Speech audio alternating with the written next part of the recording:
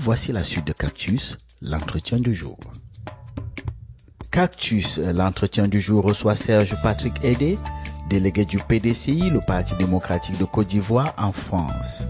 Avec lui, nous allons parler de l'appel de Daoko du président du PDCI, Henri Konan Bédié, qui demande à voter pour le président Alassane Ouattara à l'élection présidentielle de 2015 et des activités de créa PDCI France dont il est le responsable. Qu'est-ce qui se passera donc en 2020? En 2020, nous n'y sommes pas encore. Nous sommes... Vous y pensez? Bien sûr, nous y pensons. Nous préparons l'avenir. Et l'avenir, c'est le parti unifié PDCI, RDR, pour permettre à ce qu'il y ait une alternance générationnelle de gouvernance. Est-ce que la réconciliation en Côte d'Ivoire est possible sans le FPI de Laurent Gbagbo?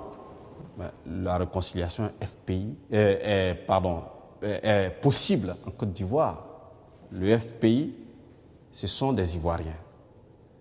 La réconciliation est essentielle pour tous les Ivoiriens. Nous sommes tous convaincus que si nous voulons reconstruire notre nation, nous devons nous réconcilier à n'importe quel prix, si je peux m'exprimer ainsi. Il est impératif que les Ivoiriens se réconcilient. Mais cela ne passe-t-il pas aussi par la libération de Laurent Gbagbo? Le parti, je dirais, cantonner la réconciliation à un parti, je dirais, c'est tordre le cou à l'histoire. Parce qu'on parle aujourd'hui des Ivoiriens. Quand une crise arrive, la crise n'identifie pas les partis. La crise est arrivée plutôt sur toute l'étendue du territoire. On n'a pas identifié les FPI, le PDCI, le RDR. Non. Tous les Ivoiriens ont subi cette crise. Donc c'est aux Ivoiriens de prendre en main leur destin pour pouvoir, ne serait-ce qu'apporter cette réconciliation sur le plateau et sur le théâtre, sur toute l'étendue du territoire. Il faut que les Ivoiriens se réunissent autour des valeurs qui les rassemblent. Mais justement, la reconstruction de pays. Mais justement, il y a les Ivoiriens qui sont à l'extérieur et qui ont peur de rentrer. Pourquoi ils ont peur de rentrer? Il n'y a plus de guerre en Côte d'Ivoire, il n'y a plus de crise. La Côte d'Ivoire est en pleine reconstruction. La Côte d'Ivoire est en chantier sur toute l'étendue du territoire. Qu'ils viennent prendre leur place pour apporter leur contribution. Pourquoi ils ont peur? Quelles sont les garanties? Les garanties sont là. Moi-même, j'y vais tous les jours. L'A380 atterrit 2 fois par semaine. Ce sont des gages de confiance. Le président Alassane Ouattara inspire confiance. Vous êtes dans la majorité présidentielle, c'est normal. Mais vous ne pouvez pas me dire que je suis dans la majorité présidentielle. Je suis un citoyen ivoirien, avant toute chose. Et un citoyen qui aspire à apporter une contribution au développement de son pays doit s'y rendre. Ce n'est pas étant à l'extérieur qu'on peut faire quelque chose pour sa famille. C'est étant à l'intérieur. Il faut qu'ils viennent voir comment les Ivoiriens vivent pour ne serait-ce qu'aller à l'extérieur et apporter des nouvelles. Les investisseurs reviennent. Au niveau de l'aviation, la Côte d'Ivoire a repris avec Air Côte d'Ivoire des vols à l'intérieur et dans la sous-région. Mais ce sont des gages de garantie. Les infrastructures du nord au sud, de l'est à l'ouest, sont aujourd'hui en voie de réalisation. Le troisième pont, le pont de Jacquesville, vous voyez, la Côte d'Ivoire est en pleine mutation. Que les Ivoiriens qui sont à l'extérieur rentrent.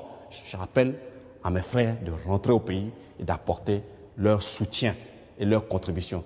Être dans l'opposition, ce n'est pas être en guerre. Être dans l'opposition, c'est apporter une contradiction au niveau intellectuel. Contradiction, c'est trop dit, plutôt une contribution au niveau intellectuel. C'est ça l'opposition, que cette opposition cultive la paix pour que nous puissions reconstruire notre pays. Mais il y a les membres du FPI qui se plaignent en Côte d'Ivoire d'être harcelés et d'être persécutés. Ce sont des ragots. Personne n'est harcelé, personne n'est persécuté. Ceux qui sont convoqués par la justice répondront. Mais dire que quelqu'un qui est convoqué par la justice est harcelé, je pense que nous sommes dans un état de droit. Il faut que chacun prenne ses responsabilités. Donc on ne peut pas véhiculer des ragots, des informations pareilles. Je ne pense pas que les gens sont harcelés en Côte d'Ivoire. Alors Serge Patrick Edé, en 2011, vous vous présentez aux élections législatives. Qu'est-ce qui n'a pas marché? Alors, je me suis présenté aux élections législatives, en effet, parce que je n'ai pas pris la mesure de cette élection. Je vivais en France et je suis parti. J'avais les idées européennes, si on peut le dire. Je suis parti en Côte d'Ivoire pour me présenter, pensant que les choses se passaient comme en Europe, mais j'ai été confronté à la réalité du terrain. Voilà pourquoi ça n'a pas marché. Donc, maintenant que j'ai pris la mesure de cette affaire, peut-être que je ferai mieux la prochaine fois. Alors, parlez-nous un peu de CREA PDCI. Alors, CREA, c'est une cellule de réflexion, d'études et d'action qui est au service du PDCI. CREA, tout comme le nom l'indique, est un cercle de réflexion, mais surtout qui apporte la contribution pour le renouveau du PDCI, qui réfléchit pour les perspectives, sur les analyses et qui fait des propositions sur les orientations du parti. Donc, CREA a toujours été depuis 2005 au service du PDCI. CREA, aujourd'hui, a préparé même les stratégies que le PDCI doit mettre en place. CREA, quand j'étais président de CREA, je suis toujours président bien sûr, mais je veux dire, avant que je sois nommé délégué général du PDCI France, avant le congrès, CREA avait proposé à Alassane Ouattara à la candidature du RHDP et surtout souhaiter que le président Bédié soit reconduit à la présidence du parti. Tout ceci, voilà les activités que CREA mène. Nous sommes dans la réflexion, dans la stratégie et dans des propositions. Est-ce que vous avez beaucoup de militants au niveau de la France? Oui, nous avons des militants au niveau de la France. Cela passe par, comme je disais, des réunions de réflexion. Et quand il s'agit de réfléchir pour apporter une contribution au parti ou même au pouvoir en place, nous nous réunissons pour y réfléchir. Donc nous avons des militants. Mais quels sont vos projets pour l'avenir? Mes projets, plutôt mon projet, c'est faire réélire Alassane Ouattara en 2015. Et nous y travaillons. Cela passe par la conquête du territoire. Cela passe par des stratégies à mettre en place pour que le président gagne les élections au premier tour. Le RHDP travaille dans ce sens et voilà mon projet primordial. Aujourd'hui, nous sommes dans une logique de faire gagner le président. Et si un autre candidat sortait du lot au sein du PDCI? Comme le disait le président Bédié, les irréductibles en auront que pour leurs frais.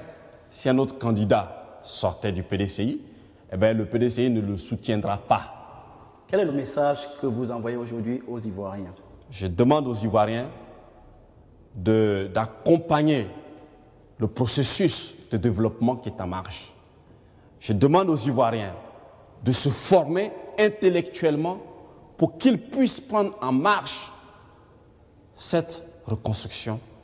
Parce qu'aujourd'hui, on ne peut pas être derrière sans une contribution intellectuelle. On peut avoir tous les diplômes, mais la chose politique qui donne des orientations à une nation, les Ivoiriens, surtout la jeunesse ivoirienne, elle ne contribue pas. Elle contribue que pendant les élections. Mais après les élections, cette jeunesse est laissée pour compte. Donc je demanderai plutôt à la jeunesse de se former à la chose politique, à l'économie, à la gestion, le management, pour que demain, on puisse passer le relais, comme je le disais, intergénérationnel. Que cette jeunesse puisse prendre le relais. Parce que si une jeunesse qui n'est pas préparée, c'est une jeunesse sacrifiée. Donc nous, aujourd'hui, et surtout mon appel à la jeunesse et aux Ivoiriens, c'est de permettre à ce que la paix soit en Côte d'Ivoire pour que les investisseurs reviennent et que les Ivoiriens aient du travail. Et que les enfants qui arrivent aient du travail, aillent à l'école. Et voilà ce qui va permettre à ce que le pays se développe sans problème. Serge Patrick, merci d'avoir répondu à nos questions. Je vous remercie. Captus, c'est terminé. Merci de nous avoir suivis et surtout, restez scotchés sur le programme de UBiz News, votre chaîne Info Amusement.